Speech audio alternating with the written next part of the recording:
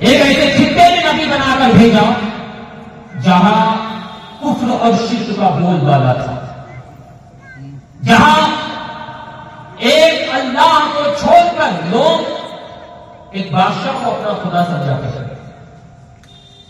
حضرت ابراہیم علیہ السلام نے اپنی قوم کو بہت سمجھایا، اے میری قوم، خدا وہ ہے جس نے تم سب کو پیدا کیا، اللہ وہ ہے جس نے پوری یونیورس کو بنایا، پوری کائنات کو بنایا، یہ تمہارا خدا نہیں جس کو موت آنے والی ہے۔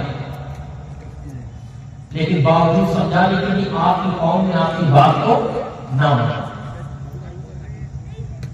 حضرت ابراہیم علیہ السلام نے پیشہ اٹھایا اور جتنے بھی اصنام تھے ان کی جان جمع رکھے، شیشہ بدن میرا، ان کی جان جمع رکھے،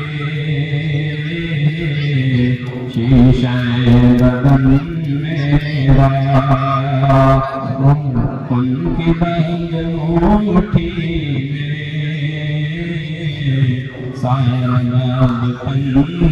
بلایا گیا، ان کو کیوں نہیں بلایا گیا؟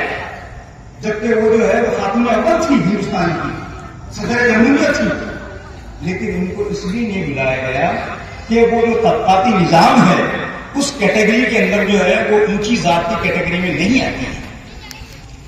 تو ہمارے ہاں آج بھی جو ہے وہ ادنا اور اعلیٰ کی بنیاد پر انسانوں کے ساتھ میں تفریق کی جاتی ہے، ان کے ساتھ میں ظلم و ستم کیا جاتا ہے۔ اس کی اگر رقم آپ دیکھیے کہ ایک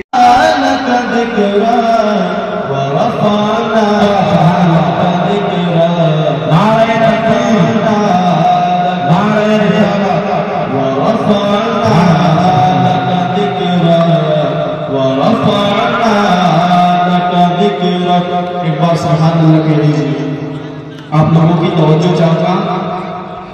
میری منزل